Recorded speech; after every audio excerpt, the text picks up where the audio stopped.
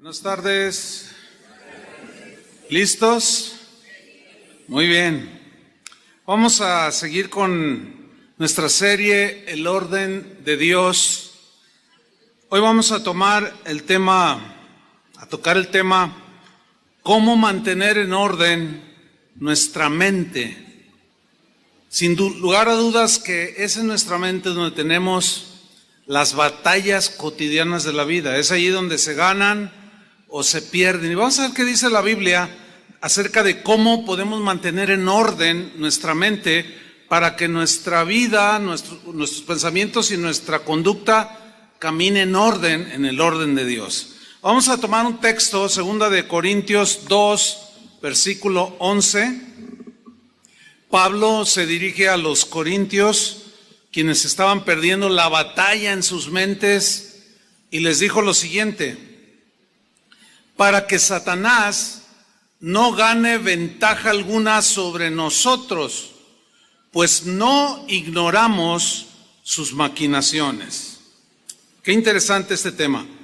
Mire, desde el día en que usted se convirtió, yo lo pude ver en mi vida, desde el día en que me convertí hasta el día de hoy, me he dado cuenta que todos los días tengo de alguna manera batallas en mi mente.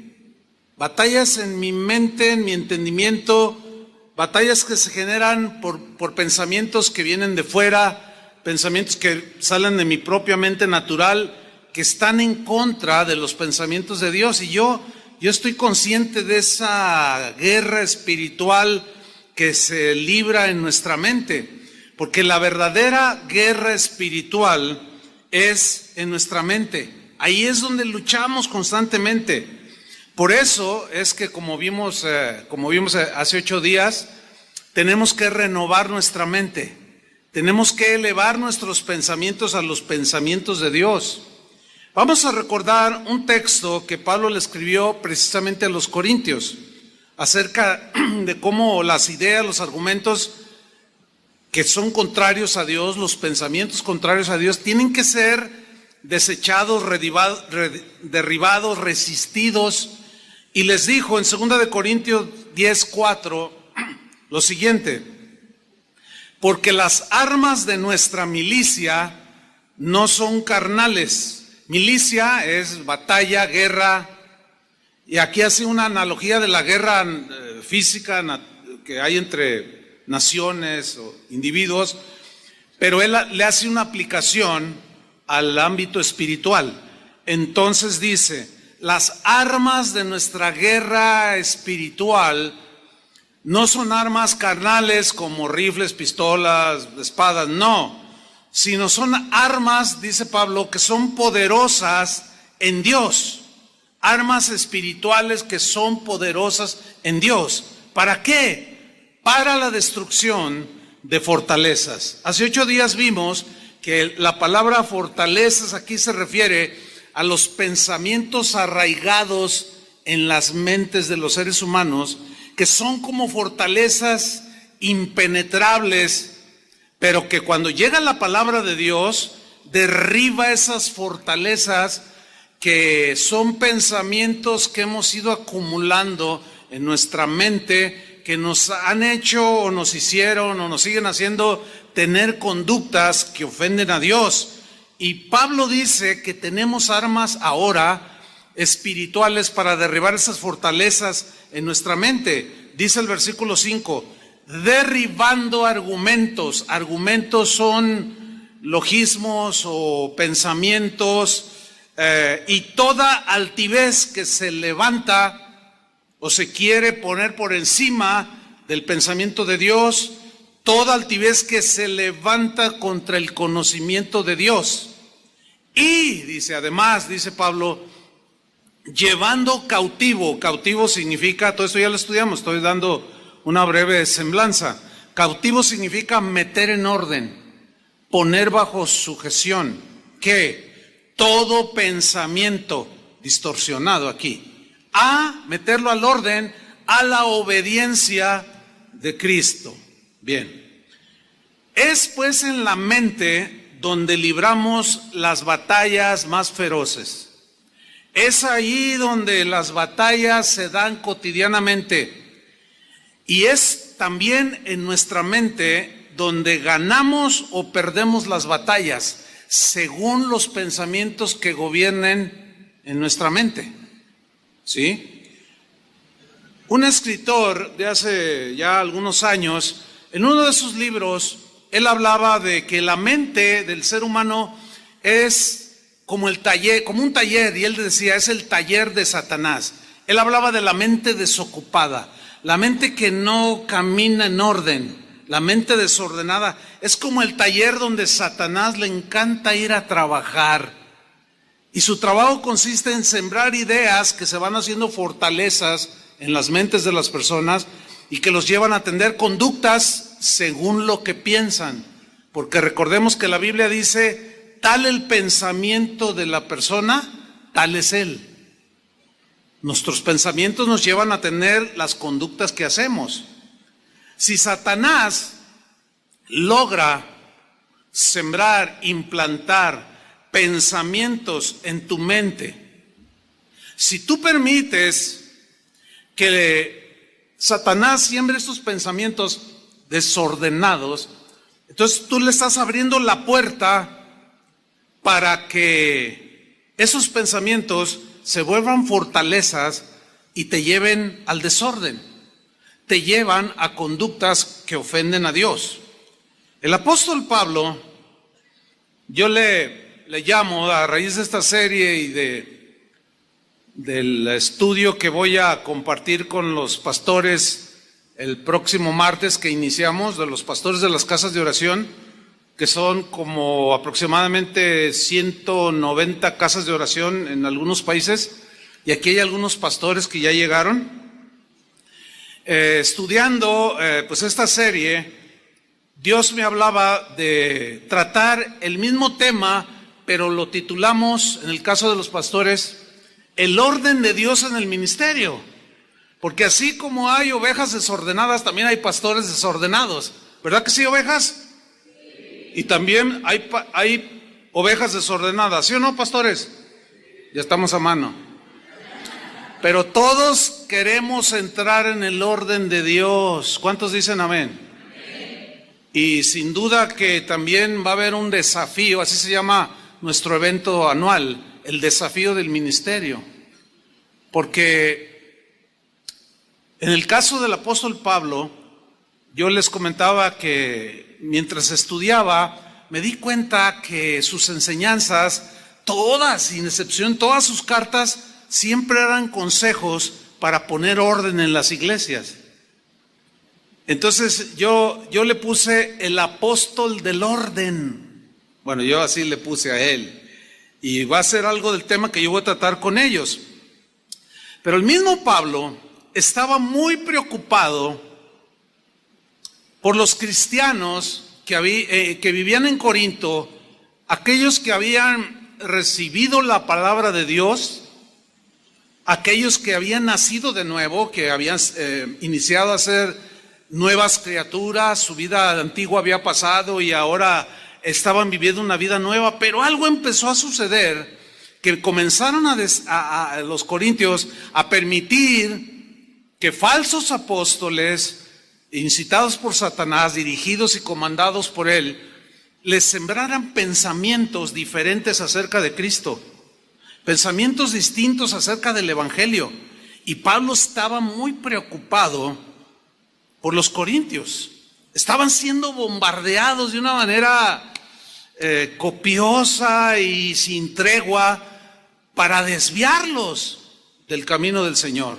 Y en su preocupación, Pablo les escribió en 2 de Corintios capítulo 11, versículo 3, les dijo lo siguiente: pero me temo, tengo ese temor, decía Pablo, que como la serpiente, que es símbolo de Satanás, lo sabemos, que como la serpiente con su astucia engañó a Eva, y hace alusión al Génesis, tengo ese temor, que así como engañó a Eva la serpiente, así vuestros sentidos sean de alguna manera extraviados de la sincera fidelidad a Cristo. Los pastores de hoy, los pastores que en verdad quieren caminar en orden con Dios, nos preocupamos por las ovejas, así como Pablo se preocupaba por los cristianos de aquel tiempo. Nos preocupa que ustedes, cristianos, tengan su mente en orden. Nos preocupa, y más en estos tiempos del auge de las redes sociales, donde todos tienen acceso, por ejemplo, a la red virtual del YouTube, donde cada quien puede decir las ideas que quiere, y hay un peligro ahí, porque son un montón de ideas, un montón de pensamientos, un montón de argumentos que están en contra de Cristo. Otros están en la línea del orden de Dios, pero muchos no, y nos preocupa que ustedes caminen en el orden de Dios. Entonces, nosotros también tenemos ese temor que así como Satanás engañó a Eva, así nuestras mentes, sus mentes, sean de alguna manera desviados por pensamientos erróneos, muchas veces de origen satánico. El mismo versículo de 2 Corintios 11:3 se los voy a leer en la versión Palabra de Dios para Todos, porque allí la traducción es más clara, aludiendo a la mente. Pongan atención, dice así: pero me temo que así como la serpiente engañó a Eva con su astucia, la mente de ustedes, ahí está, la mente de ustedes, en la Reina Valera dice, vuestros sentidos, pero habla de los sentidos como el entendimiento, el discernimiento, la conciencia, etcétera. Vuestras mentes, la mente de ustedes también se corrompa y se desvíen de la pureza y la devoción que tienen por Cristo. Una preocupación genuina. Ahora, Pablo dice que Eva fue engañada por la astucia de Satanás.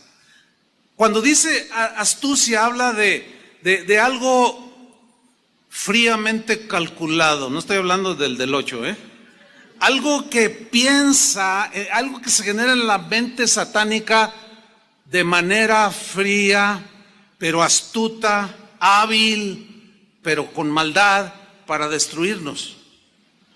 Ahora bien, Eva permitió que Satanás depositara en su mente pensamientos contrarios a los pensamientos de Dios. Dios les había dicho con claridad, tanto a Adán como a Eva, de todos los árboles del huerto pueden comer menos de este árbol que está aquí. Si ustedes comen, el día que ustedes coman de él, ciertamente se van a morir. Dijo así Dios, ¿no? Pero llega Satanás y pone en tela de duda con otra idea que va directo a la mente de Eva. Y le dice, así es que Dios te dijo que si tú comes de ese árbol prohibido, ¿te mueres? Y Eva le contesta, sí, él dijo que si lo hago, me muero, nos morimos. Y Satanás le dice, no te mueres. Y aquí ya vemos un conflicto de ideas, un conflicto de pensamientos. Lo que había dicho Dios, que sí se morían si comían, y lo que había dicho Satanás, que si comían no se morían. Pero ¿en dónde se estaba librando la batalla? En la mente de Eva.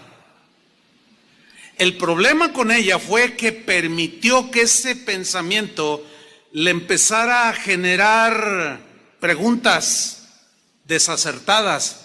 Sin duda que la mente de Eva empezó a vagar, empezó a divagar, empezó como si fuera un taller. Satanás empezó a trabajar en la mente de Eva y ella sin duda que entró en esa disyuntiva, bueno, ¿qué será lo cierto? ¿Moriré o no moriré? Y empezó la duda. Quizá pensaba cosas como, ¿acaso la serpiente tiene la razón? Quizás Dios está exagerando su prohibición. A lo mejor Dios está exagerando y me prohibió algo que es bueno para mí. Ahí fue donde Eva comenzó a iniciar en su derrota, en su mente. ¿En dónde? en su mente. Dice Pablo que la serpiente engañó en sus sentidos, o sea, en su mente a Eva con su astucia. El verbo engañar es el que hay que estudiar aquí. Viene de un término griego que también se puede traducir de tres maneras, por lo menos. Seducir, cautivar, atraer. Hay quien lo traduce como embrujar. Entonces el texto se puede leer: me temo que como la serpiente con su astucia sedujo los pensamientos y la mente de Eva, la cautivó, la atrajo hacia el fruto prohibido, Satanás logró lo que pretendía hacer, porque Eva permitió que esos pensamientos comenzaran a anidarse en su mente. Lo mismo sucede con nosotros. La misma estrategia de Satanás la pone a funcionar. Por eso es que Pablo, preocupado por los corintios, les dice: yo tengo ese temor que sus sentidos, sus mentes, sus pensamientos sean de alguna manera extraviados, desviados de la fidelidad a Cristo y se vayan por otros caminos. Los corintios estaban perdiendo la batalla en su mente.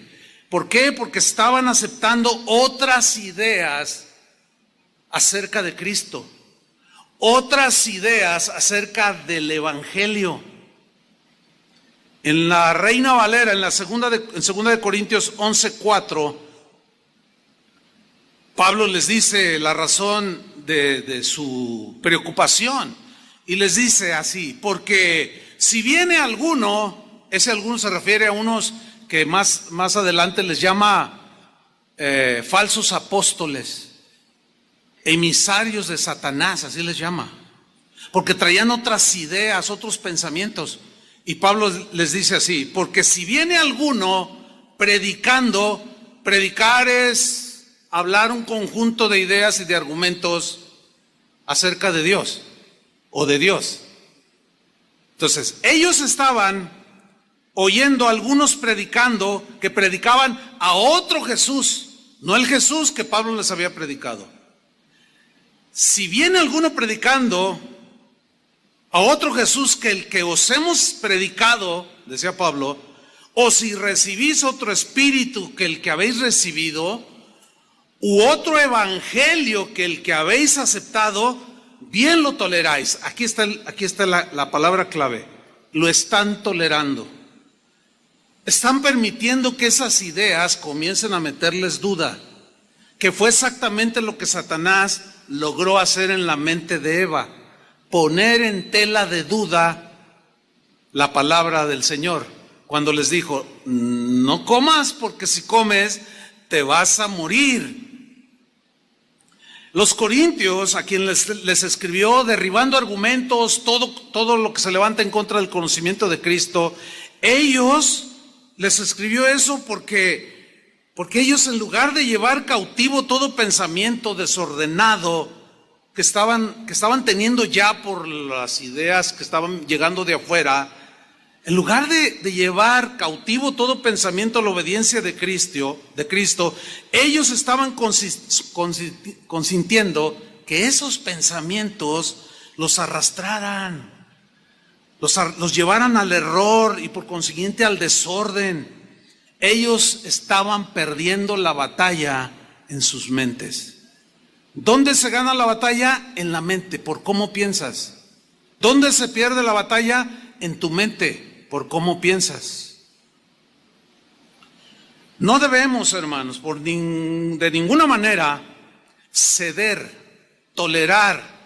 No podemos permitir ni siquiera un centímetro en nuestras mentes que ningún pensamiento que venga de fuera o de nosotros mismos, que vaya en contra de los pensamientos de Cristo, se empiece a arraigar en nuestra mente. No podemos darnos ese lujo, hermanos. Debemos mantener el orden en nuestras mentes. Pablo también a los corintios les dijo, 2 de Corintios 2:11, nuestro texto que leímos al principio, les dijo así: para que Satanás, ¿quién? Díganlo fuerte, ¿quién? Para que Satanás, es un personaje, no es algo imaginario ni simbólico, es un ángel caído. Según la Biblia es como, si no el ángel, es uno de los ángeles más hermosos y poderosos que Dios creó. Pero se rebeló. Y de ahí vino su nombre, Satanás, que significa adversario de Dios. Entonces dice aquí claramente Pablo, para que Satanás no gane ventaja alguna sobre nosotros. Habla ventaja alguna en nuestros pensamientos. Para que no gane ventaja alguna en nuestra mente, pues no ignoramos sus maquinaciones. Aquí el problema se agudiza cuando un cristiano no se está renovando en su mente. Permanece en un estado de ignorancia, no madura, no crece, y esa ignorancia lo lleva a no distinguir las maquinaciones de Satanás y no tiene cómo defenderse, porque al no identificarlas, al ignorarlas, cómo trabaja el enemigo, cae fácilmente. Ahora, aquí la palabra maquinaciones debemos de descifrarla o interpretarla conforme al contexto. Dice, para que Satanás no gane ventaja alguna sobre nosotros, pues no ignoramos sus maquinaciones. Ok, ¿qué son maquinaciones? La palabra noema es la palabra griega que se traduce por maquinaciones. Y noema tiene algunos significados, como por ejemplo propósitos. Se puede leer entonces así: que Satanás no gane ventaja alguna sobre nosotros, pues no ignoramos sus propósitos. Ahora, ¿cuáles son los propósitos de Satanás para con nosotros? ¿Destruirnos, hermanos? Eso es evidente. No hay la menor duda que esos son los propósitos de él. Y para lograrlo hace maquinaciones. Crea propósitos, pero también se puede traducir como artificios, artimañas que se generan en la mente satánica, pensamientos distorsionados, alejados de Dios. Entonces podemos leer aquí lo que Pablo decía, que Satanás no gane ventaja alguna sobre nosotros, pues no ignoramos que Satanás tiene propósitos destructivos.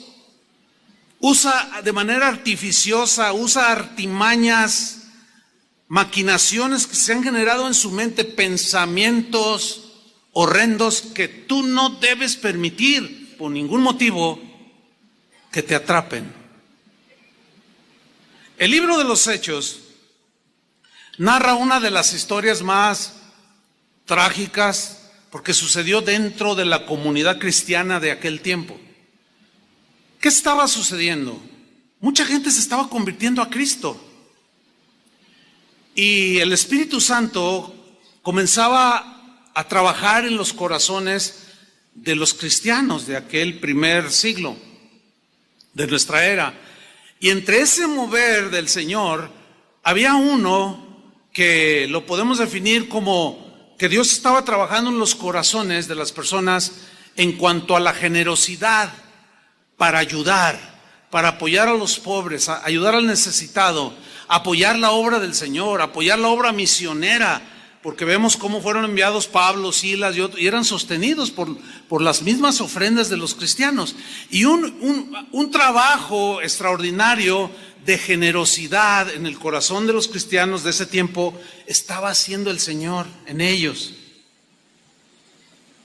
Y esta historia trágica habla de un matrimonio.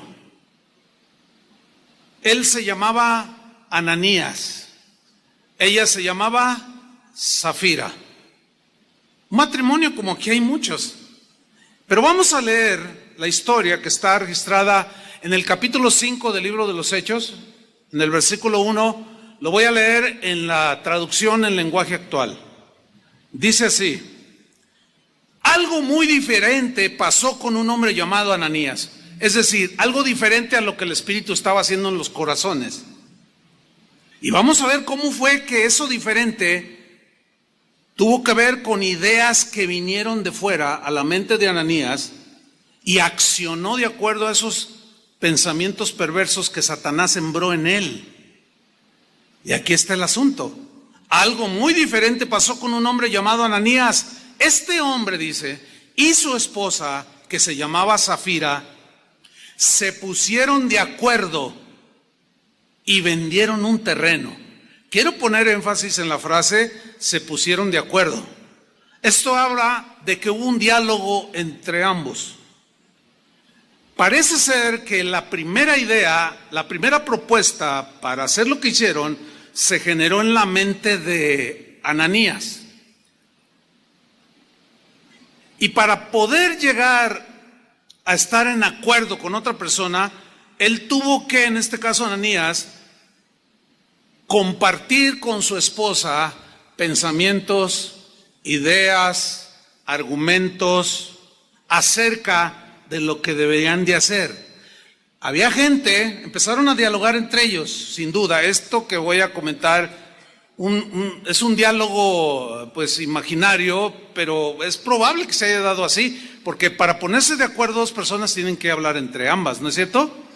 Entonces es posible que Ananías, al dejar que Satanás sembrara pensamientos en su mente, se acercó con su esposa y le dijo: oye, ¿ya viste que la familia tal vendió una de sus propiedades y lo donaron a la iglesia y lo dieron a los apóstoles y ellos están para ayudar a los pobres, para apoyar la obra de Dios? Sí, ya he visto. Y también la familia fulana y Sultano de Valgano, también ellos están dando con generosidad. Y se miraron el uno al otro y Ananías le dice: bueno, pues nosotros hemos sido bendecidos por Dios, tenemos algunas propiedades. ¿Qué te parece si vendemos un terreno de los que tenemos? Pues sí, me parece bien, pero no vamos a dar todo el dinero. Es probable, no lo sé, que Safira haya resistido un poco. No, ¿cómo? No, pues si lo vamos a dar así como lo están haciendo, como el Espíritu Santo está guiando, dirigiendo, vamos a hacerlo nosotros también. No, es que mira, ¿para qué tanto? No sabemos cómo lo van a manejar. Además, Pedro pues era un apóstol, era un pescador, y él que sabe de administración. Y empezaron los argumentos, empezaron las ideas. Finalmente logra convencerla. Atención, matrimonios, jamás se pongan de acuerdo en lo malo. No lo permita. Por lo menos si resistes tú, varón, o resistes tú, mujer, eso puede salvar una situación peligrosa, ¿no es cierto?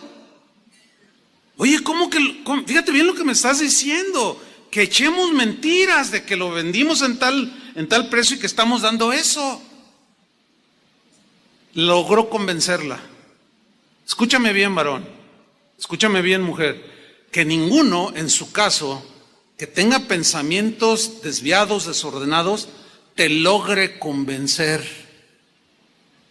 porque tendrán muchos problemas. Y de por sí ya hay problemas, ¿sí o no? Entonces ellos se pusieron de acuerdo en cómo iban a hacer y cómo iban a vender y hacer las cosas mal. Pero vamos a ver dónde se generó todo esto. Y vendieron un terreno, dice, versículo 2. Pero se quedaron con parte del dinero de la venta. El resto se lo entregaron a los apóstoles. Entonces Pedro le dijo a Ananías, aquí vemos que los dones del Espíritu Santo operaban de manera notable en los primeros cristianos. Nosotros creemos que los dones del Espíritu Santo siguen operando. Aquí el don de discernimiento de espíritus, ¿sí? Una palabra de ciencia, de conocimiento profundo, operó en Pedro para darse cuenta que le estaba mintiendo a Ananías. Dice el versículo 3, entonces Pedro le dijo a Ananías, fíjate lo que le dijo: ¿por qué le hiciste caso a Satanás? O sea, ¿por qué aceptaste las ideas que Satanás sembró en tu mente? ¿Por qué le hiciste caso a Ananías? Yo me imagino a Ananías así como sorprendido. Órale, ¿quién le dijo? Zafira, no creo, pues se veía, era la más convencida, quería comprarse un bolso de $1,000 y no creo que haya sido ella. Entonces, ¿quién le dijo? Sin duda que estaba sorprendido, pero la reprimenda del apóstol es: ¿por qué le hiciste caso a Satanás? Que en otras palabras fue lo que le dijo el Señor a Eva y a Adán: ¿por qué le hicieron más caso a Satanás que lo que yo les dije?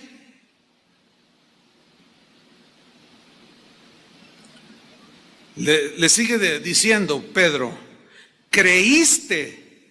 O sea, el creer es una idea, ¿sí o no? El creer está basado en argumentos, en pensamientos que están aquí en la mente, o los procesamos en nuestra mente. Fíjate lo que le dice Pedro: creíste. O sea, era error. Creíste que podrías engañar al Espíritu Santo y te quedaste con parte del dinero. Eso fue lo que Satanás le sugirió en su mente. Esto fue lo que platicó con su esposa para lograr ponerse de acuerdo. Y el Señor pues le está reprendiendo por medio del apóstol: ¿por qué le creíste a Satanás? ¿Por qué le hiciste caso? ¿Creíste que podías engañar a Dios? Ahora yo les hago una pregunta: ¿podemos engañar a Dios? Nos podemos esconder de aquellos que creemos, que nos interesa que no nos vean lo que hacemos. Como los niños, no, los niños, tú los estás viendo y luego te descuidas y luego él quiere hacer algo, arrebatarle la paletita, el chupetín, el juguetito, qué sé yo, a su hermanito o a su primo, y te ve que te descuidas y le hace así como que no me está viendo, órale. Y muchas veces así actuamos. Pensamos que podemos engañar a los demás, pues sí, pero a Dios es imposible. Ahora, procesen bien esto: es imposible engañar a Dios. No podemos esconder nada. Si ese pensamiento prevalece en tu mente y te gobierna, te aseguro que cometeríamos menos tonterías. ¿Sí o no? La conciencia de que Él sabe todo y de que Él ve todo. Sin duda que si ese pensamiento te gobierna, nos gobierna, vamos a cometer menos tonterías. Creíste que podías engañar al Espíritu Santo y te quedaste con parte del dinero. Le dice en el versículo 4, comienza a derribar los argumentos, las fortalezas en la mente de Ananías. Y le dice: antes de vender el terreno era todo tuyo y de tu esposa. ¿Era cierto el argumento? Pero contundente, era tuyo. Y cuando lo vendiste, todo el dinero también era de ustedes. Argumento contundente, era cierto. ¿Por qué lo hiciste? Fíjate, acción. ¿Por qué lo hiciste? Ahora, ¿por qué lo hizo? Porque un pensamiento empezó a gobernar su mente. Terminó haciendo el pensamiento. Le hizo caso a Satanás. ¿Dónde se generan las victorias? En la mente. ¿Dónde se generan las derrotas? En la mente. Ahí está, clarísimo el principio. Pero lo trágico viene en el versículo 5. Al oír esto, Ananías cayó muerto allí mismo. Esto no es simbólico, ni metafórico. Esto es literal. Cayó fulminado. Un juicio de Dios inmediato para hacernos entender que no podemos engañarlo. Ahora, el hecho de que se vea poco en la iglesia este tipo de casos no significa que Dios no sepa las cosas. Lo que pasa es que su misericordia prevalece sobre el juicio y prefiere aplicar misericordia que juicio. Pero no juguemos con Él, porque al ser soberano bien puede hacerlo en cualquier momento. Es mejor estar en orden. ¿Cuántos dicen amén? Sin duda. Cayó muerto, dice. Y unos muchachos ahí envolvieron el cuerpo de Ananías y lo llevaron a enterrar. Y todos los que estaban en ese lugar sintieron mucho miedo. ¿Quiénes? Imagínense, por supuesto que sí. Como, ay, no, a Dios no le podemos esconder nada. ¿Se imaginan los comentarios en las casas de otros cristianos y de la gente no cristiana? Oye, ¿ya supiste lo que sucedió allí con los cristianos?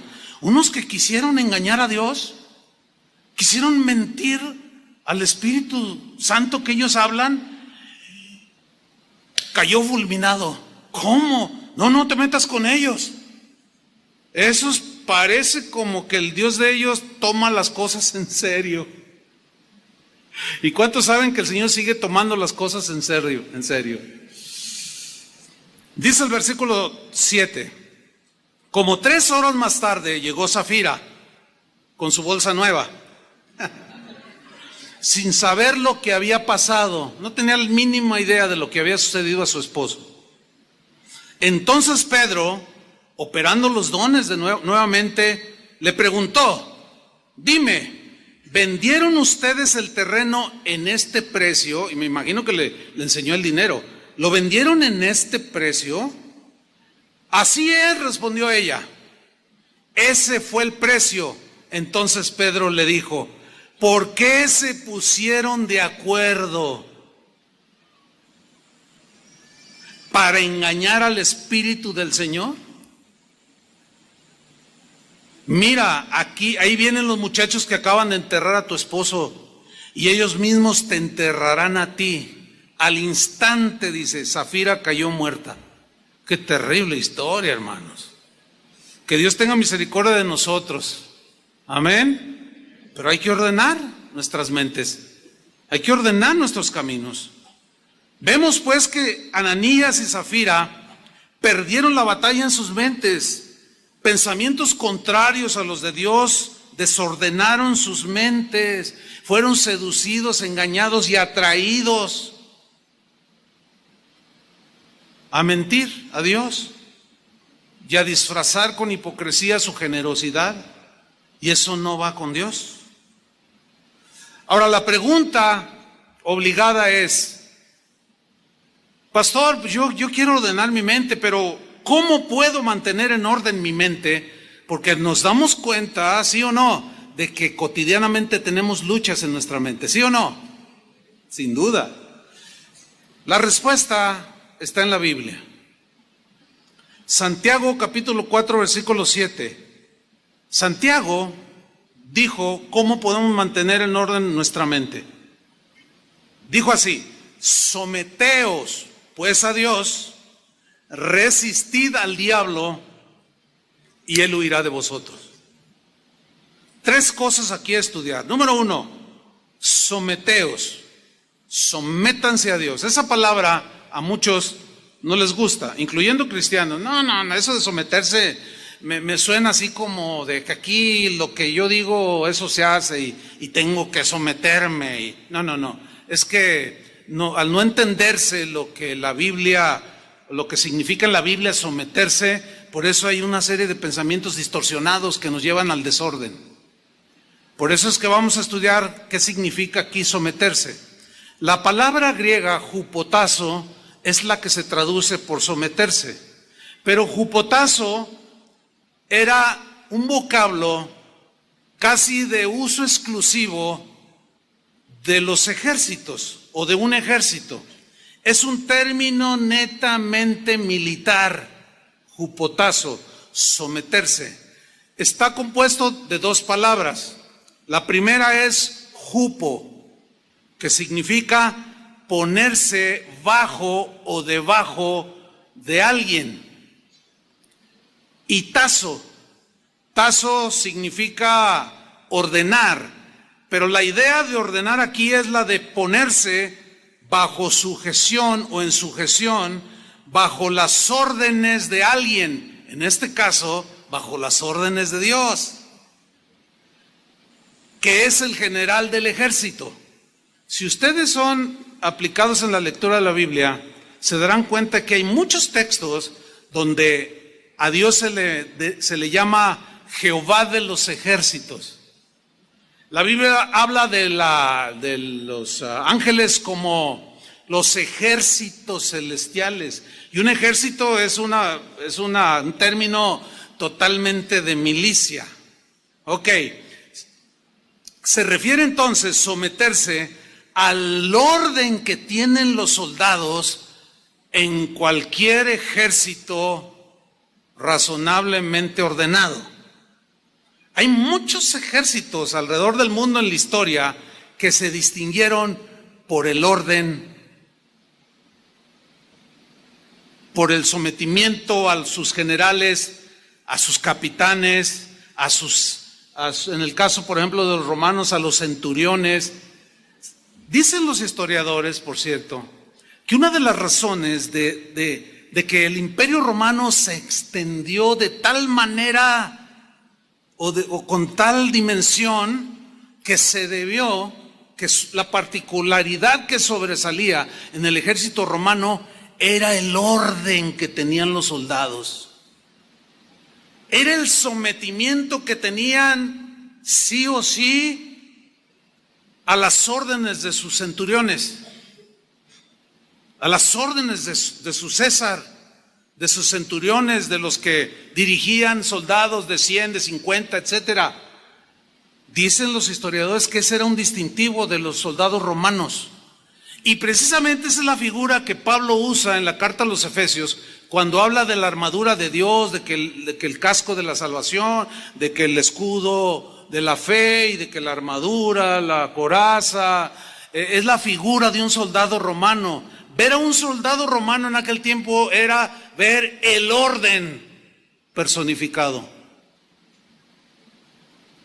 Entonces, cuando Santiago dice, someteos pues a Dios, la gente de aquel tiempo que hablaba griego entendía el término militar y su mente inmediatamente volaba a la imagen de en este caso, de los soldados del ejército romano. Sométanse, así como ellos se someten, y ven cómo triunfan en las batallas y cómo es difícil vencerlos a ellos por el orden que guardan. Vean la armadura que traen ellos. Es difícil vencerlos. Así ustedes, sométanse a Dios como soldados del ejército de Dios. Pablo pone en una de sus cartas la analogía de un soldado. Ahí ya nos hace miembros de soldados del ejército de Dios, ¿sí o no? Entonces, cuando escuchemos la Biblia que dice someteos, es orden o bajo las órdenes de Dios. Métete bajo la obediencia, que en síntesis es meterse en obediencia. Sométete a Dios, obedece a Dios. Métete en el orden de Dios, obedécele. Sométete. Obedece sus órdenes y eso te va a mantener en orden. Empezando por tus pensamientos, enseguida por tus acciones. La segunda cosa que aprendemos aquí que Santiago nos enseña, sométanse pues a Dios. Viene una segunda, resistid al diablo. Resistir no es como se ha entendido, creo que es por falta de estudio. Algunos lo entienden mal, piensan que resistir es, vámonos hermanos aquí al cerro de la no sé qué, y de allí se ve la ciudad y vamos a resistir al diablo y vamos a derribar las fortalezas del narcotráfico, las fortalezas del homicidio y las fortalezas pero esas no son las fortalezas a las que habla la Biblia, porque las fortalezas son ideas y pensamientos que están arraigados en la mente de las personas. Entonces se suben a los cerros, suben hasta un helicóptero, un avión y empiezan a resistir al diablo, dicen. Y te ato, demonio, y te piso la cola, y te rompo los cuernos, y un montón de cosas que hacen los cristianos que ignoran sus maquinaciones. Así no trabaja el asunto. La única manera de poder hacer que una persona cambie de vida es por medio de un mejor argumento que destruya sus ideas diabólicas y netamente humanas. Es cuando viene el nuevo nacimiento, es cuando viene la conversión. y cambia su conducta, así como te sucedió a ti y como me sucedió a mí, no subiéndose a los aviones y aventando un montón de aceite y manchar a la gente. No es así. Entonces, ¿qué es resistir? La palabra griega que se traduce por resistir es una palabra que tiene la idea de pararse así firme, sólido, como diciéndole, aquí no pasas. Como los guardias que están en algún edificio y que tú necesitas una credencial, tu identificación, qué sé yo, para entrar o un pase. Y tú quieres entrar, dice, y así con firmeza, ¿a dónde va? No, es que quiero entrar. No, pero ¿a qué viene? No, pues es que quiero. No. ¿Tienes tu pase? ¿Tienes tu credencial? No puedes entrar. De aquí no pasas. O sea, así, esa es la idea. Te paras firme y tú tienes un argumento. Dices, no, aquí no pasas. ¿Por qué? ¿No tienes credencial? Esa es la idea de resistir al diablo. Y por consecuencia, huye de nosotros. Y vencemos en esa ocasión, o las que se presenten. Ahora bien, vamos a ver, para ilustrar esto que dice Santiago, cómo la Biblia, o cómo el Evangelio, los Evangelios, hablan de Jesús y nos dejan ahí entrever este principio de Jesús. Jesús era sometido al Padre. Él en muchas ocasiones dijo, yo no hago nada que mi Padre no me ordene hacer. Yo solo hago lo que veo que hace mi Padre. Ustedes conocen el pasaje cuando estaba en agonía en el huerto. Señor, si es posible que pase de mí este sufrimiento, esta copa que simbolizaba sufrimiento. Señor dice, pero no se haga mi voluntad, sino la tuya. Porque yo vine con una misión, les digo muchas veces. Voy a morir en una cruz para salvarlos a ustedes. Él venía bien armado en su pensamiento a lo que venía esta tierra. Y él dejó ver muchas veces este principio que estaba sometido a Dios. Vamos a ver solamente un texto. Juan capítulo 14, versículo 30. Lo voy a leer en la versión al día. Dice Jesús a sus discípulos: ya no hablaré más con vosotros. Ya no. Ya estaba a punto de ir a la cruz aquí. Porque viene el príncipe de este mundo. ¿Quién es ese? La serpiente antigua, Satanás. Viene el príncipe de este mundo. Él no tiene ningún dominio sobre mí. En la Reina Valera dice, él no tiene que ver nada conmigo. O sea, él y yo somos diferentes, en otras palabras. Yo digo una cosa, él dice otra cosa. Yo les digo la verdad y él dice las mentiras. Es más, él es el padre de la mentira. Yo les vengo a traer vida y él viene a quitárselas. Él es homicida. Yo digo una cosa y él dice otra cosa. Él no tiene que ver absolutamente nada conmigo. Por eso Pablo dijo también a los corintios que parece ser la iglesia más desordenada del Nuevo Testamento. Les dijo, ¿qué comunión tienen la luz con las tinieblas? O Cristo con Belial, o con Satanás. No, nada. Por eso apártense de eso. Entonces Jesús dice, este príncipe de este mundo no tiene que ver nada conmigo, pero no tiene dominio alguno sobre mí. En otras palabras, como diciéndole, yo voy a demostrar quién es el que manda aquí. Nada más que Satanás nunca imaginó que iba a ser por medio de algo que él nunca imaginó, porque el Pablo mismo dijo, si hubieran sabido los hijos de este mundo y el mismo Satanás que a través de su muerte venía la salvación, no lo hubieran matado. Así dice Pablo a los corintios. Dice el versículo 31, pero el mundo, dice, tiene que saber que amo al Padre. ¿Se acuerdan que Jesús dijo, si me amáis, guardaréis mis mandamientos? Entonces tienes que saber, dice, que yo amo al Padre y que hago, noten aquí el principio de sometimiento, jupotazo, ¿sí? Está bajo las órdenes. Y que hago exactamente lo que Él me ha ordenado que haga. Aquí está la figura de un soldado que está en un ejército y es un soldado aplicado, obediente, presto, diligente, con su mente bien armada de que va a ir a la guerra, que va a tener batallas y que puede salir herido o perder la vida, pero él quiere vencer. Sabemos que el Señor venció. Amén. ¿Cuántos le dan un aplauso a él? Amén.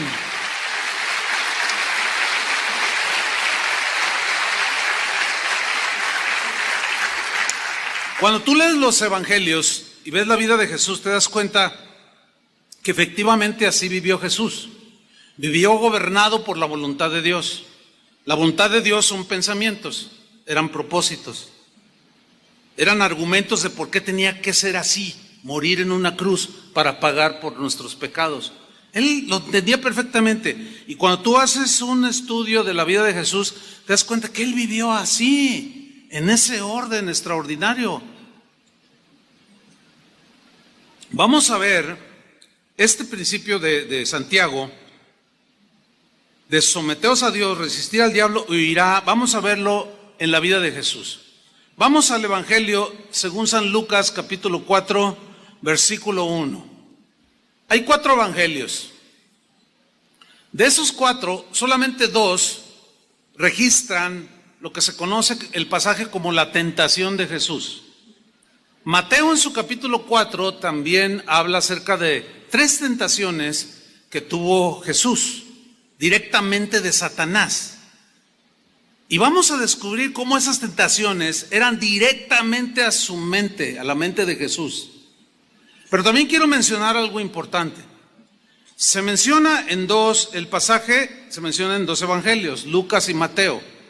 Pero Lucas pone algunos rasgos en su relato que Mateo omite o no los toma en cuenta.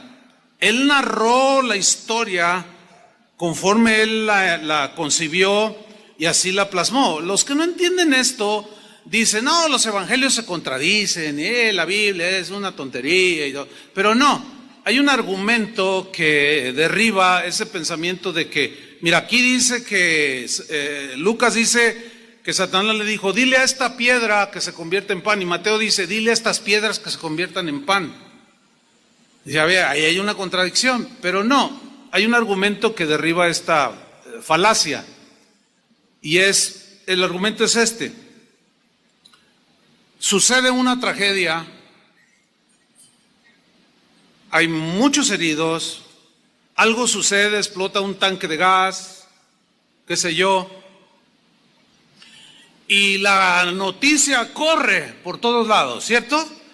Y los reporteros de Televisa, de TV Azteca, los fifís les dicen, no, los chayoteros dicen, no se, bueno, olvide eso, olvide.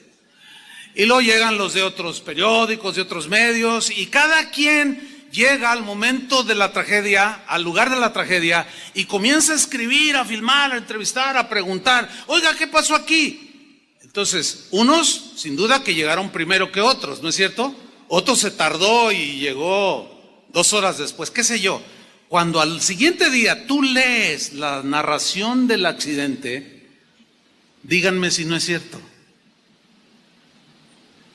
Todos son diferentes, con detalles que otros omiten, pero el hecho en sí de la tragedia, de la explosión, todos la mencionan, ¿sí o no?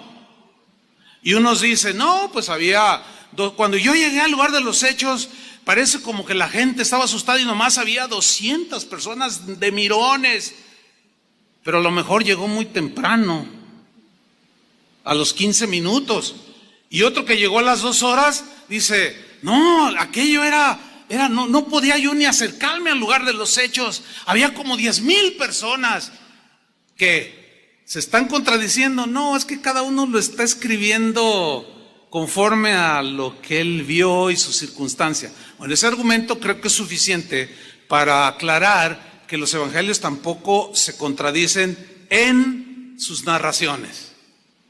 ¿Entendieron o no? Y si no, bueno, vuelvan a escuchar esta parte y luego ya lo captan.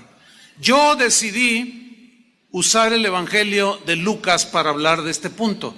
de cómo las tentaciones que Jesús tuvo directamente de Satanás fueron en la mente, por una razón, porque Lucas añade un par de definiciones o de palabras o de frases que Mateo no hace. Y en el caso de Lucas nos aclaran más sobre el tema. Vamos a leerlo. Dice Lucas 4:1, Jesús, lleno del Espíritu Santo, volvió del Jordán, donde había venido el Espíritu Santo como paloma sobre él y todo eso, y él volvió del Jordán y fue llevado por el Espíritu al desierto, a un lugar desolado. La palabra que se traduce por desierto habla de lugar totalmente solitario. Pues la idea de desierto pues es esa. Ahora bien, aquí es algo bien importante. ¿Por qué en el desierto? ¿Por qué tuvo el Espíritu Santo, lo llevó, lo dirigió al desierto? Mateo dice para ser tentado por el diablo. Lucas dice que por 40 días estaba en el desierto y era tentado por el diablo. Ok, aquí la palabra tentación o tentar tiene dos implicaciones. Una es positiva y otra es negativa. La negativa tiene que ver en que tentar siempre, por el lado negativo, tiene que ver con incitarte a lo malo, a lo pecaminoso, a lo corrupto, que se hace porque los pensamientos se arraigan en nuestra mente y eso nos lleva a tener esas conductas. Y en ese sentido, Satanás quería tentar a Jesús para destruir el propósito por el cual Jesús había venido. Sabía algunas cosas, Satanás, pero no sabía todo el plan. Y quería de alguna manera interponerse, como lo hizo con Adán y Eva. Con ellos los logró, pero con Jesús se topó. Que es la lección que nosotros podemos aprender para mantener nuestras mentes en orden. Y el lado positivo de la tentación es probar. Como cuando dice en Génesis 22, y probó Dios a Abraham y le dijo, dame a tu hijo en sacrificio, a Isaac, al que amas. O sea, a nosotros Dios no nos tienta para que pequemos. Ahí sí sería una contradicción. ¿Por qué? Porque si a eso vino, a sacarnos de la maldad, para luego tentarnos para que caigamos, es imposible conciliar ese pensamiento. ¿Sí o no? Pero Satanás no, él sí tienta para destruirnos. Y hay que saber distinguir lo que es una tentación, que es para destrucción, y lo que es una prueba, que es para crecer. En el caso de Dios que nos prueba. Bueno, aquí Satanás tentó a Jesús. Dice, y no comió nada, dice el versículo de Dios, en aquellos días, 40 días, pasados los cuales tuvo hambre, algo normal. Es más, algunos de ustedes anoche cenaron un pozole triple y ya traen hambre. ¿Cuántos traen hambre? A ver, sean sinceros. Yo no, porque acabo de comer algo. Pero mira, el tener hambre es algo natural, normal. Pero resulta que cuando tenemos hambre, algo le pasa a la mente. ¿No se han fijado? O sea, como que no te importa lo demás. Tú tienes hambre y entramos en esa situación, podemos llamarle de debilidad humana. Jesús era humano, pero él fue tentado en todo según nuestra semejanza, pero él no pecó. Hay gente que cuando tiene hambre reacciona de una manera, otros reaccionan de otra manera. Algunos reaccionan cuando tienen hambre, algunos se quedan callados, no dicen nada. Yo conozco uno que está aquí, casi lo estoy viendo. Y ya sabemos que cuando estamos en algún convivio o algo, y él está así, es que tiene hambre. Y ya todos decimos, es que ya tiene hambre.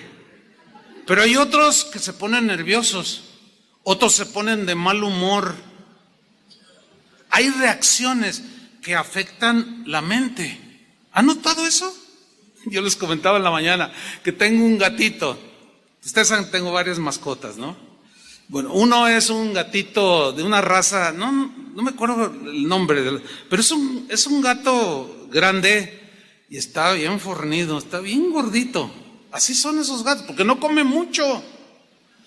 Y se llama Panchito Louis. Mira qué lindo gatito. La verdad, te roba el corazón. Porque es bien afable, le hablas. Generalmente los gatos son huraños y ¡ay, qué lindo gatito! Se me hace que tenemos en la casa un lindo gatito, ¿se acuerdan? Y generalmente los gatitos...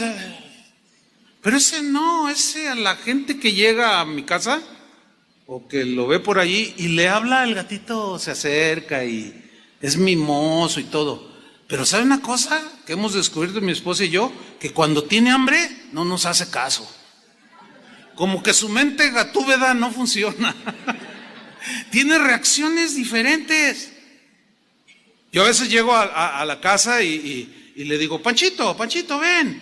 Y si está bien comidito, y se da vueltas y lo abrazo y todo. Pero con el Panchito y me ve y, Panchito, ven para acá, y no me hace caso. Y luego se acerca así a lo lejos y luego, miau, como reclamándome, tengo hambre. O sea, está de mal humor. Le doy sus croquetitas o su pedacito de, qué sé yo, carnita que le gusta y se le quita.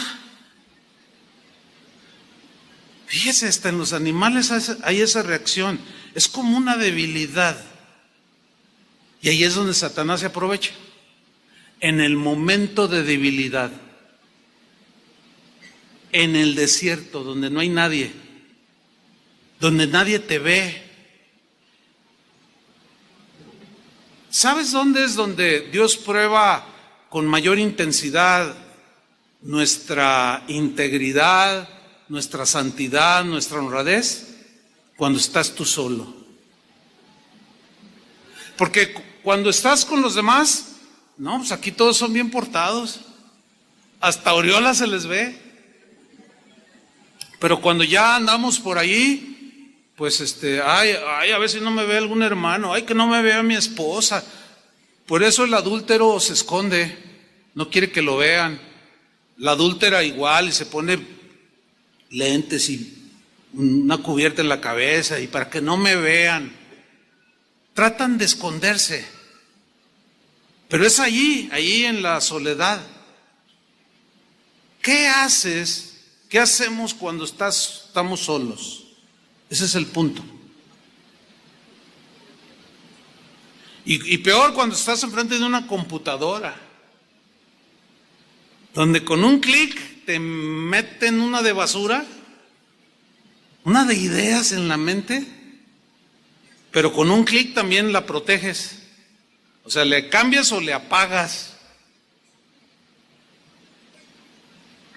Y dice pues que era tentado, tuvo hambre y vino la tentación en ese momento, versículo 3. Entonces el diablo, noten, le dijo, decir, pues para que sea coherente tienen que ser ideas bien trazadas, ¿no es cierto? Le dijo, o sea, le dio un argumento, le dio mañosamente, astutamente, le quiso poner en su mente una idea. Le quiso sembrar un pensamiento en su mente al Hijo de Dios y le dijo así: si eres hijo de Dios, que algunos o muchos eruditos de la Biblia dicen que en el griego se debería de haber traducido o se entiende mejor de la siguiente manera: puesto que eres el Hijo de Dios, o en base a que eres hijo de Dios. Aunque si eres hijo de Dios también se puede captar la idea, es más clara con, puesto que eres el Hijo de Dios, di a esta piedra que se convierte en pan. Di. Decir, se dicen ideas, ¿no? Se dicen pensamientos, lo que está en tu mente, lo que está en tu corazón, en tu interior, eso es lo que se dice. Porque del corazón salen, ¿qué? Los malos pensamientos. Y aquí habla del corazón ligado a una mente. Y el corazón es lo más profundo del ser humano, pero donde razonamos es en la mente.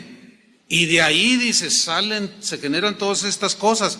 Entonces Satanás le dice, di, pero en el griego decir, el verbo decir, se traduce como mandar, ordenar.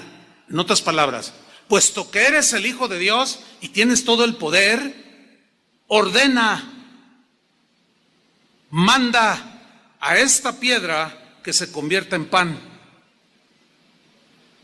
Ahora, aquí la pregunta obvia es esta: ¿podía Jesús convertir no solo una piedra, un montón de piedras y hasta ponerse a distribuir pan? ¿Podía haberlo hecho Jesús? Por supuesto que sí.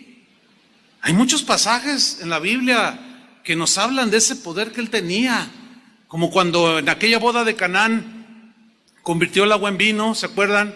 Como en aquella ocasión que había 5,000 varones, no había comida, no habían contado a las mujeres ni los niños, 20,000 personas aproximadamente, no había nada que comer, y un niño trae unos pececillos y unos panecillos, y a ver, tráiganmelos. Él ora, da gracias y los multiplica y les da de comer a todos, y todavía dice, y todo lo que sobró guárdenlo en cestas para que no se pierda nada. Hasta en eso era ordenado el Señor, háganme favor.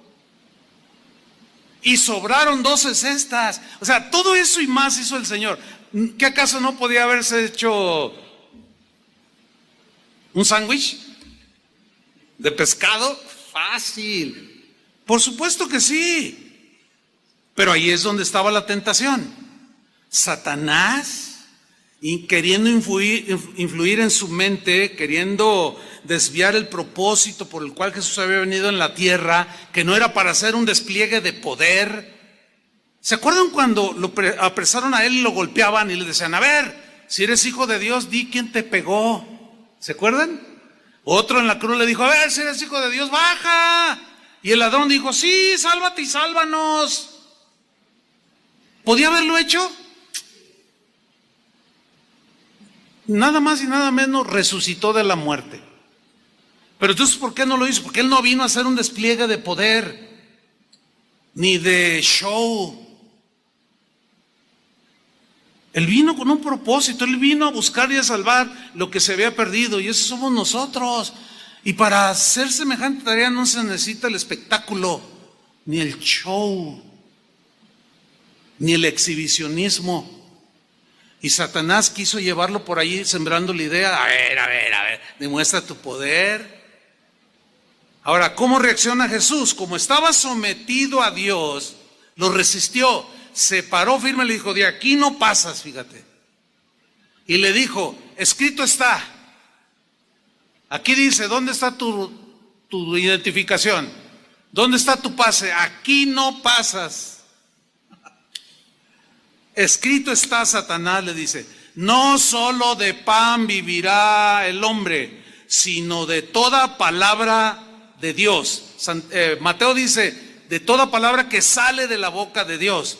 Pero cuando dice Lucas, sino de toda palabra de Dios, ¿de dónde salió la palabra? De su boca. No hay contradicción. Ahora, aquí donde dice toda palabra de Dios, esa palabra toda, en el griego, habla del conjunto de todas las partes. En otras palabras, que lo que tenemos hoy en la Biblia salió de la boca de Dios. Y son los pensamientos de Dios. Y ahí es donde radica el poder, hermanos. El poder de Dios. Ahí es donde están nuestras armas espirituales. En la palabra de Dios. La espada del Espíritu, que es la palabra de Dios. Ahora, estamos notando que la primera tentación de Satanás a Jesús fue en la mente, ¿sí o no? ¿Lo alcanzaron a ver? Ok, la segunda tentación que vamos a tocar ahora fue directa a la mente de Jesús, como sigue siendo contigo y conmigo.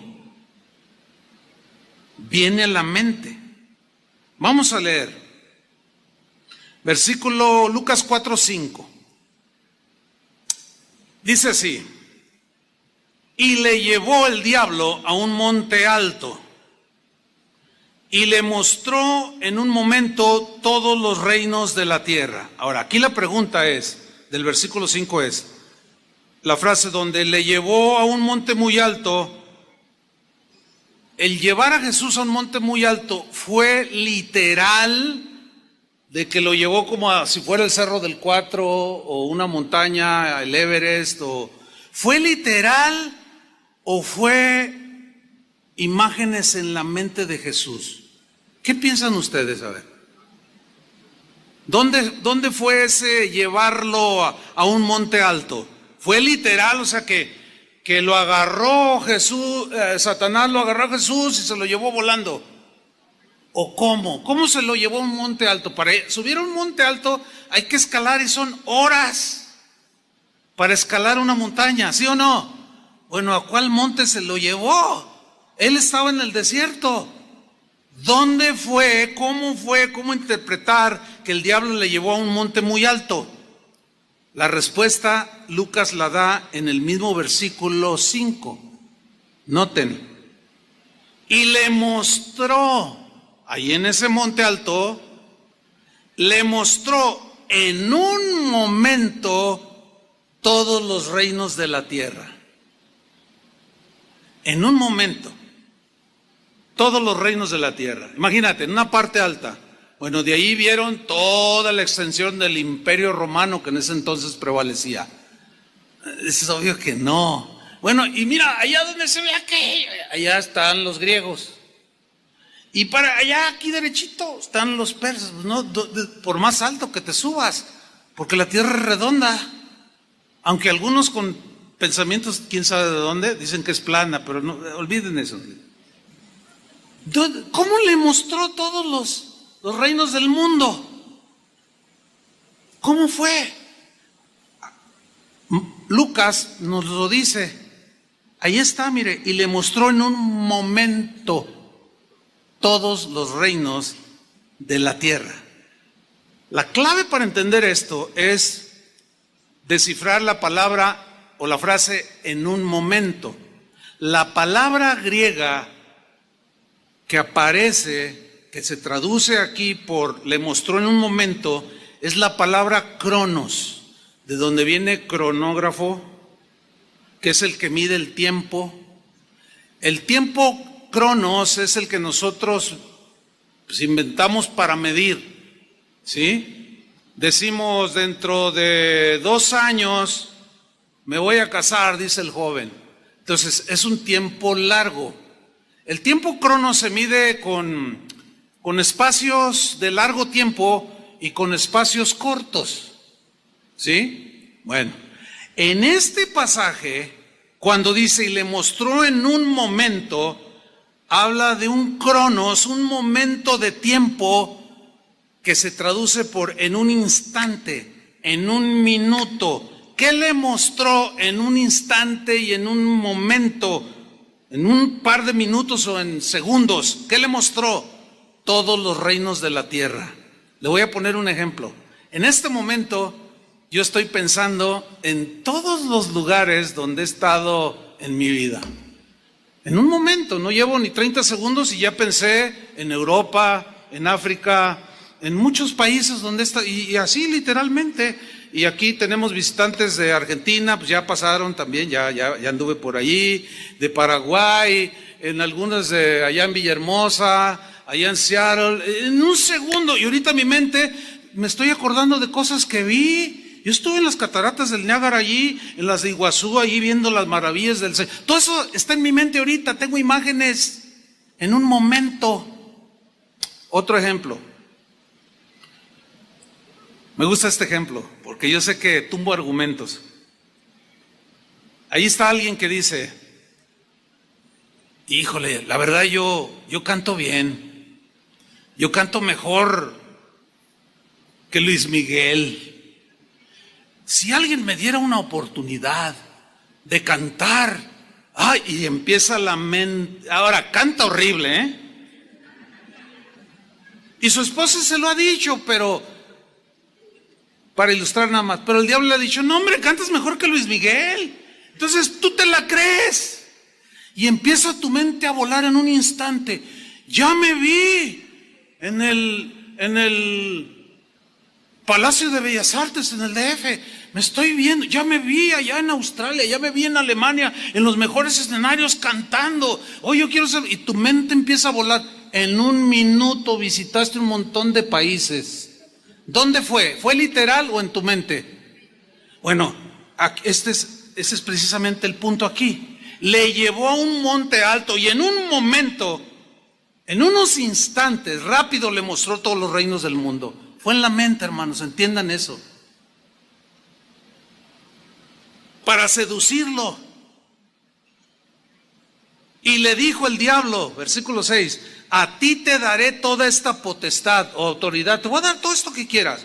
Y la gloria de ellos, les dice. O sea, la fama, el dinero, los placeres, etcétera, etcétera. Porque a mí me ha sido entregada, mentira. Todo le pertenece a Dios. A Satanás le pasa lo que a veces a nosotros nos pasa. Decimos mi carro, mi casa, mi esto, mi lo, pero no somos dueños de nada. Ya lo hemos discutido eso, ¿sí o no? Cuando nos morimos no nos llevamos nada. El otro día iba con unos pastores, yo iba conduciendo, iban varios y no avanzaba, era muy lento el tráfico y finalmente me pude meter por este lado y cuando ya llego a un semáforo me doy cuenta que era una carroza, llevaban un féretro allí, por eso venía lento los otros autos. Entonces dije, voy a hacer algo. Dije, oigan, miren, por eso no avanzábamos. Ah, sí, pues llevan un muertito. Oigan, ¿ya se fijaron bien? Y todos, ¿qué? No lleva su carro, lo llevan en una carroza. Oigan, no lleva su cartera, no lleva su ropa, no lleva su dinero, no lleva nada. Va nada más con un solo traje. Claro, los pastores, ellos entendieron bien lo que yo quería decirles. No, sin duda, no somos dueños de nada. ¿Sí o no? Y el diablo dice, yo soy dueño de este mundo. Mentira. Dios es el dueño de todo, ¿sí o no? Pero la otra vez mintiendo, había sido entregada. Seguramente se refería a él, a cuando Eva y Adán cedieron a sus pensamientos y al momento en que ellos siguieron el pensamiento de Satanás, pues él se apropió de ello. Me ha sido entregado todo eso y a quien quiero la doy. Háganme ustedes el favor. Pero fíjense que hay algo de cierto. Es que las cosas con Satanás es que están mezcladas verdades con mentiras. A quien quiero la doy. ¿Han escuchado ustedes esa frase de le vendió su alma al diablo? ¿Ustedes qué piensan? ¿Que es algo simbólico o literal? Eso es literal. Hay mucha gente que hace pacto con Satanás por fama, por gloria de este mundo, y como él tiene dominio y control, es el príncipe de este mundo, se los da. ¿Cuántos recuerdan la muerte de un comediante? A mí en lo personal me gustaba ver algunas de sus películas. Robin Williams, ¿se acuerdan? Aquel del doctor, ¿cómo se llamaba aquella película tan? Patch Adams. Bueno, ese hombre, a veces hasta lograba llevarte a las lágrimas. Y era simpático, agradable. Pero un día dan la noticia de que se suicidó. Y cuando yo me doy cuenta, digo, ¿cómo? Un hombre tan alegre, tan contento, ¿cómo que se suicidó? Y me interesó la noticia y empecé a leerla. Y pues sí, se suicidó. Yo dije, vaya, solo Dios sabe lo que hay en el corazón del hombre. Y así quedó, y pasó, no sé, eso hace un par de años, no sé cuánto.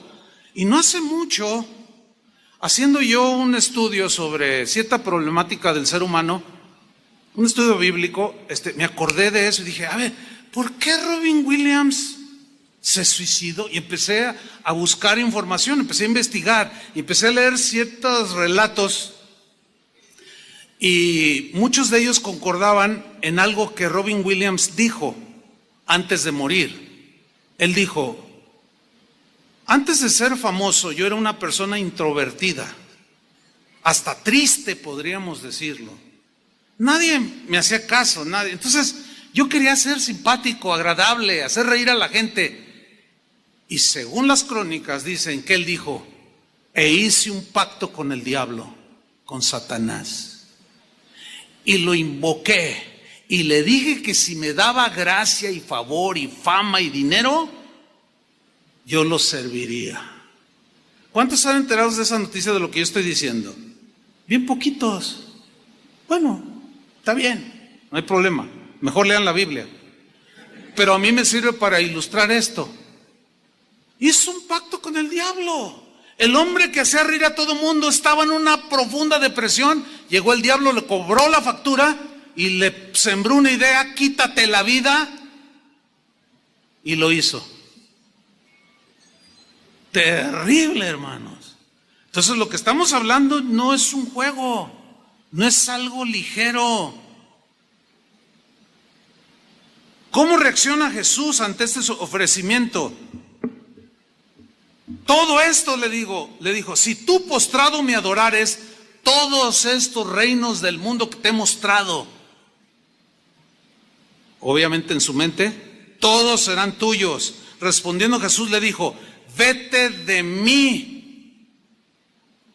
O sea, se paró Jesús firme y dijo: de aquí no pasas. Y lo resistió. ¿Cómo lo resistió? Con la palabra de Dios, con los pensamientos de Dios. Y le dijo: porque escrito está, y le cita Deuteronomio 6:13, al Señor tu Dios adorarás y a Él solo servirás. Así fue como venció Jesús. Así pudo mantener su mente en orden, lúcida, sin desviarse del propósito por el cual había venido a esta tierra. Y así podemos mantenernos, hermanos, sin que nadie nos desvíe, ni Satanás ni nuestra mente humana, para cumplir el propósito que tenemos aquí en la tierra como hijos de Dios. Y todos tenemos diferente tarea que hacer. Si ustedes supieran cuántos ofrecimientos me hacen a mí como pastor, los políticos, los empresarios: oiga, déjenos de anunciar nuestro producto, porque se está vendiendo, y si vendemos 1 millón le vamos a dar 15% de comisión, pero denos unos 10 minutos. ¿Imaginan hacer negocio con ustedes? Bueno, algunos dicen: ay, qué bendición de Dios. Y permiten que los vendedores se paren aquí y a ofrecer productos, cuando el púlpito es para dar la palabra de Dios.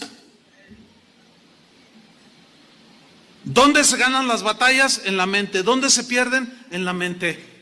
Y tú les dices: hasta aquí, de aquí no pasas. Te paras firmes, escrito está. La manera de hacerlo es con la palabra de Dios, que son los pensamientos de Dios. Ahora viene una última y tercera tentación. Esta es de lo más mañoso que pueda haber. La manera en que tentó a Jesús. Versículo 9. También se generó en la mente. Dice: y le llevó a Jerusalén. Ahora, ¿cómo lo llevó otra vez? Lo cargó, o sea, ¿cómo se lo llevó? Primero lo lleva por todo el mundo, o sea, eso obvio que es en la mente. Le llevó a Jerusalén, dice, y le puso sobre el pináculo del templo. Todo era acá en la mente, hermanos. Dicen algunos historiadores que cuando dice que lo puso en el pináculo del templo, había un pórtico ahí en lo que quedaba del templo, pues el pórtico que era conocido como pórtico de Salomón y el pórtico real.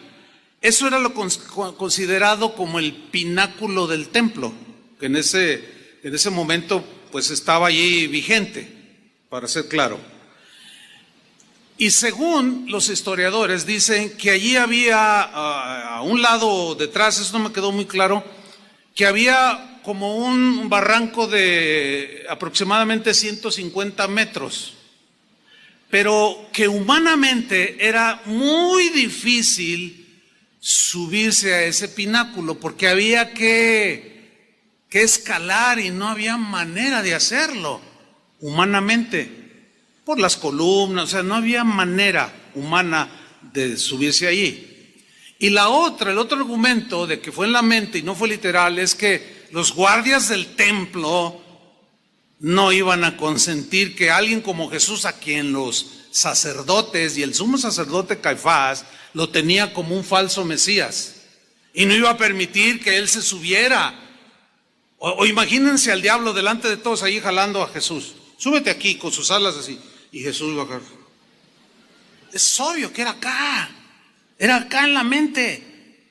Y fíjense lo que le dijo, Sí, y le dijo, estoy en el versículo 9, puesto que eres el Hijo de Dios, échate aquí abajo, o sea, tírate al vacío, dice otra versión.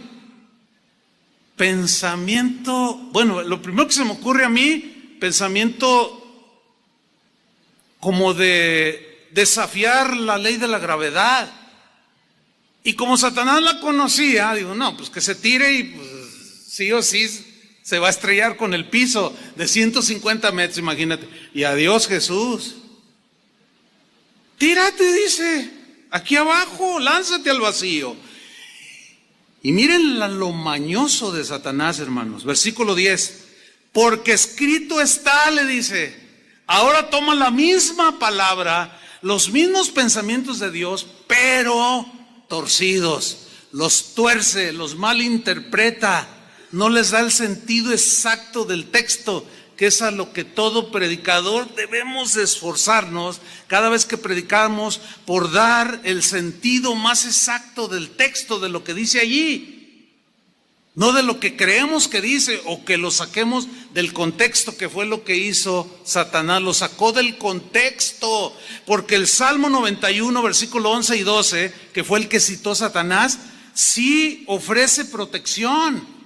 Sí dice eso que dijo Satanás, pero aquí era como decirle a Jesús, hazlo, lánzate. El Salmo 91, 11 dice que a sus ángeles mandará cerca de ti que te guarden y en tus manos te sostendrán para que no tropieces sobre piedra.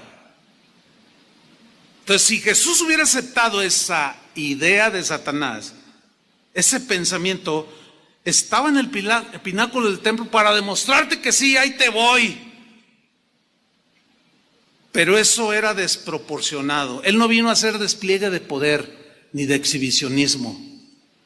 ¿Y qué hace Jesús? Utiliza la palabra como se debe de utilizar, de la manera correcta, con la mejor interpretación, lo más acercado posible para nosotros. Él no se equivocaba. Pero él, de una manera certera, convincente, respondiendo Jesús en el versículo 12 le dijo, dicho está, o escrito está, como dice Mateo, no tentarás al Señor tu Dios. Y le cita Deuteronomio 6, 16, lo cual evidenciaba que la sugerencia de Satanás, aunque pretendía tener apoyo bíblico, estaba distorsionado, estaba torcido el pensamiento. ¿Cuántos pensamientos torcidos están incrustados en las mentes de los cristianos? ¿Cuántos predicadores usan la estrategia de Satanás que tuercen los versículos? Tuercen el verdadero sentido de las Escrituras para decir lo que ellos quieren, para sacar beneficio de la gente. Eso es satánico, eso se genera en la mente satánica. Quien hace eso, en el caso de los predicadores que están en desorden,